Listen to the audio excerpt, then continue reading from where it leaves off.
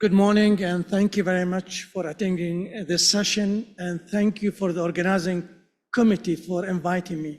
Okay, so when we talk about Middle East and North Africa, we're talking about different countries.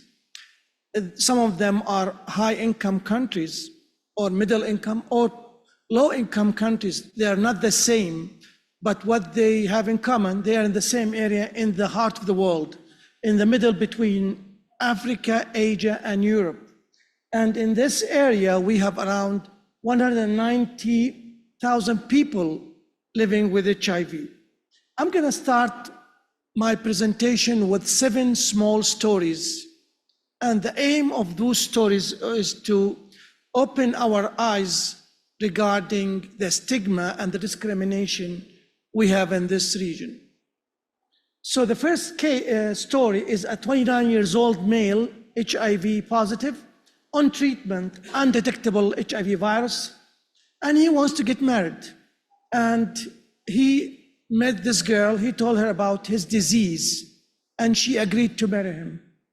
This girl went to her family, father and mother, told them about this case, about this person she wants to get married to. But unfortunately, the answer was no. And in the area where I live in UAE, a girl cannot get married without the permission of her father. And this guy could not get married. He became depressed. And out of this depression, he stopped taking medication and started to skip clinic visits. The second case is a 41 years old male, HIV positive for 7 years. On treatment, his HIV virus is fully suppressed. And he was admitted with simple gastroenteritis, most likely viral gastroenteritis. He was dehydrated. Unfortunately, when he was discharged, the sick leave he was given was or included HIV as the diagnosis, not gastroenteritis. So he did not notice that. He submitted this to his work office, and his manager was angry and furious. How could you work with us when you're HIV? Although he's undetectable, not contagious, he works in an office job, and ask him to take a leave of absence and work from a distance until he proves that he is HIV negative. He has to submit a negative HIV test result. So he's suspended and cannot work. A third case, a 28 years old female, a known case of HIV on treatment, fully suppressed, and she is having severe toothache. She wants to get a dental appointment. She's been going back and forth between dentists, and no one wants to treat her because she is HIV. And in our city, in Abu Dhabi, the capital, we have a system that combines all hospitals, whether it's like a governmental hospital, private. You enter that system and you have full history about your patient, even if it's not the same system. So no one wants to treat this lady. Another case, 23 years old female, HIV, and she's a pharmacist. She graduated from pharmacy school and started to work in our hospital, the same place I'm treating her. She's my patient, and she's getting assigned to work in our hospital. So she stopped coming to our clinics, and she refused to pick up the medicine, the HIV medicine, from our pharmacy, and she preferred to go to a different hospital, different doctor, because she doesn't want anyone to know in the pharmacy or among her colleagues or doctors that she is HIV positive. My fifth case, 61 years old, he was HIV positive and diagnosed with CMV retinitis. And there was problem with the treatment, delay, incomplete treatment, but he is legally blind. He lives at home with a caregiver. His wife is dead. Kids, everyone is married, they live in different houses. So he lives alone with this nanny or caregiver. And he depends on this nanny to get his medicine. Sometimes she forgets, skips. This guy never achieved undetectable HIV virus. Is it his problem? I don't think so, because he's legally blind. It is a family problem. In fact, I never saw any family member coming with him to clinic visits. Always comes with a nanny and a driver. His family is rich. Money is not an issue. Imagine just coming with a driver and a nanny every time. And he feels very depressed because he thinks his family has abandoned him because of his disease. No one cares about his HIV. They visit him every now and then. He feels like left behind. Another case, 32 years old, female, HIV, fully suppressed, compliant with treatment. One visit, she came to my clinic and found one of her relatives in the registration window. Turn around, I never saw her again. Imagine. And I called her, she said, no, I cannot come to your clinic. This lady is my cousin. And if she knows that I'm HIV, I'm done. Look how bad is the stigma there. Although in the registration, no one knows what's your diagnosis. She comes to see me. She might be like cellulitis, TB, follow-up, anything. And we have different clinics inside that building. Or we have internal medicine, GI, gastrointestinal, endocrinology, and pulmonary. So it can be any kind of visit. And even with me, it might be not HIV. But imagine, my last case is a newly diagnosed HIV patient. And after we diagnose him, he's married. He's very anxious that his wife will know about his diagnosis. He has to tell her, of course. But he is anxious about her reaction. And he is confident that if he tells her, she will leave him because of the stigma. And he could not tell her, and he did not have a relation with her, but he could not explain it, so he decided to travel outside UAE for 2 months. He took his medicine with him for 2 months and came back to me after 2 months to check. He was undetectable, and he told me, I can have a relation now with my wife. But I told him, what about telling her? He kept telling me, let me think about it next month, give me a time. 1 year have passed, and he hasn't told her yet. So we have a problem in this area. I call it the elephant in the room, big problem, but no one is able to see it. And everyone is ignoring that big problem. We have the HIV stigma, the discrimination, and we have to act upon that. So what is the difference between stigma and discrimination? Stigma is something you feel, you believe, but you did not advance to action. And I'll give you some examples. Discrimination, when you start to do something based on your stigma. So let's see. So what's a stigma, HIV stigma? You feel that those people deserve what they got, feeling.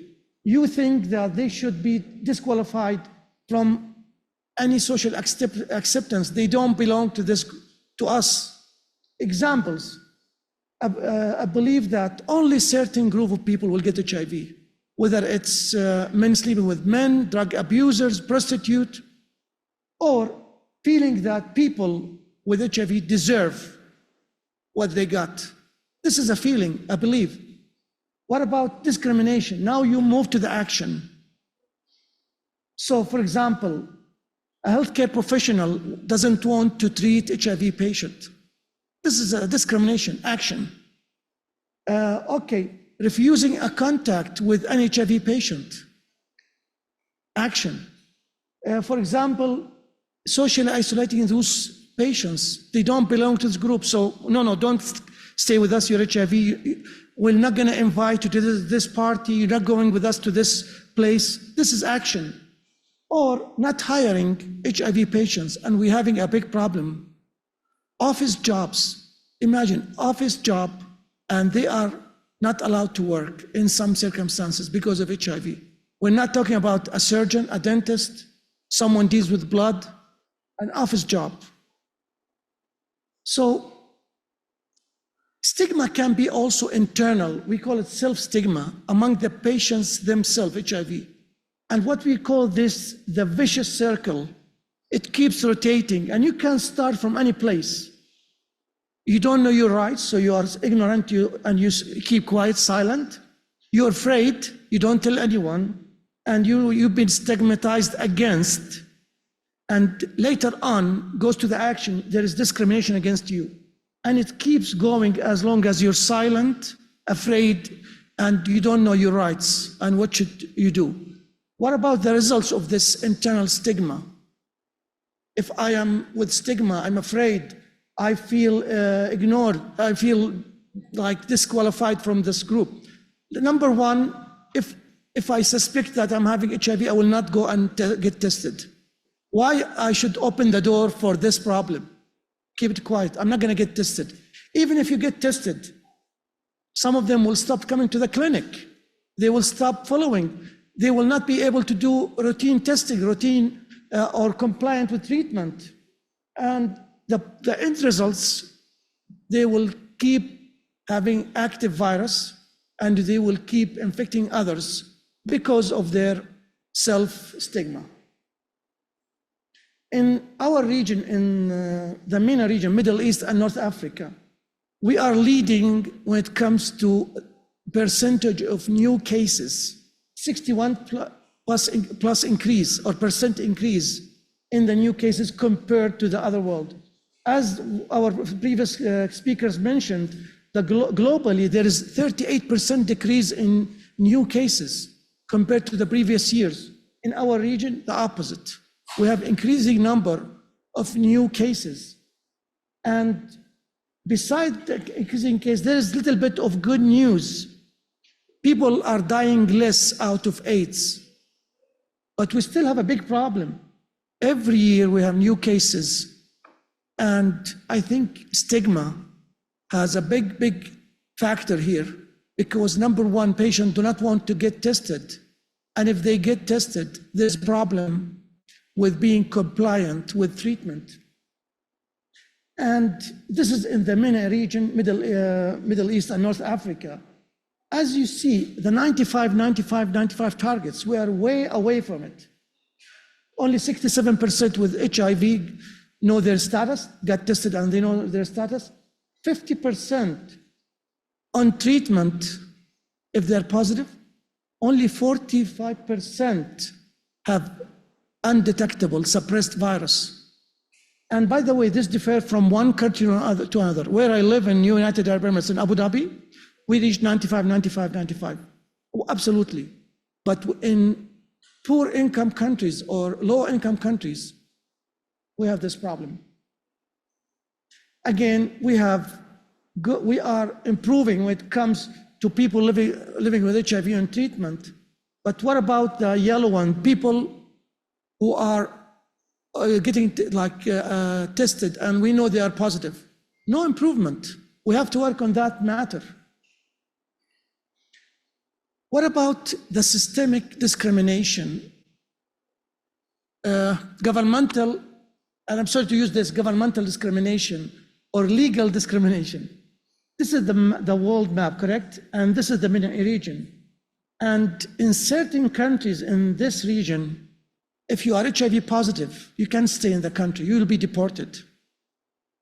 Some of them will ask you for a negative HIV test to enter. So among the whole world, we are right beside the Russia and Central Asia, which is bad. This is an old study. As you can see, it goes back to 2017. And in this study, they asked people in Egypt, Yemen, Jordan, Sudan, Algeria, would you go to a supermarket and buy stuff or vegetables from a guy you know he is HIV and he's in that market, he's running the market or the supermarket. Imagine, more than 80% said no. How, for God's sake, how are we gonna transmit the disease when he sell you like ice cream or Coca-Cola or bread? Imagine. And this it's better now. I'm gonna show you more studies. This is better, but look how bad is the discrimination. This is an action, correct? So this is discrimination, not stigma, action. What about knowing the disease prevention in young population, 15 to 24 years old? There is poor knowledge about the disease, how to prevent it. And this goes in all countries, and even in Lebanon, the best, it is around 35%. Imagine, otherwise you don't know how this disease is getting transmitted. And if these young people do not know how the disease is transmitted, how are they gonna prevent themselves from getting it? And this is discriminatory attitude among those young population, and this goes back 4 years ago, and it's better now. Imagine in all those countries, almost 80 to 90%, all of them had discrimination against people living with HIV. No difference, multiple countries. Now, this is a new study, and it is done in Jordan among medical students. And they ask him, how do you feel regarding HIV patients? Would you treat them? Would you take care of them? And the good news, most of the answers were positive when it comes to stigma and discrimination. A few of them said, no, we have negative feeling about people living with HIV. But there is a knowledge gap. Some of them think that the disease is transmitted, it can be transmitted through mosquito bites, imagine. Some of them said it's always that this disease might be transmitted from a mother to the baby if she is pregnant. Just the wrong answers were there, not extremely bad, but it's there. And we need to educate those medical students early regarding this disease and how to prevent it. This is a study done among healthcare workers in Saudi Arabia, in Medina. And first of all, they wanted to know about their knowledge about HIV. And imagine, this is doctors, healthcare workers, doctors, nurses. And some of them said, all pregnant women, if they are HIV positive, they will have a positive baby. More than 44%. And they said also that if I'm taking care of an HIV patient, there is a high risk that I will be transmitting the disease to my family. Like myself, if I treat someone with HIV, how am I gonna transmit the disease to my family? I'm not positive, imagine, or even positive. How are you gonna transmit the disease to your family members? And some of them said, you can transmit the disease when you share toilet with others, or you eat and use the same silverware with people with HIV. All wrong. What about the attitude? The good news, they have good attitude, except the first answer, that those people, HIV positive people, they have to blame themselves only. Other than that, all of them said they have the right to get treated, admitted to the hospital, no discrimination, get the full treatment, which is a good news. But as I mentioned, when it comes to knowledge, we have a gap. So stigma is there, elephant is there, but it's time to remove this elephant from the room. Stop stigma, stop discrimination. Thank you very much.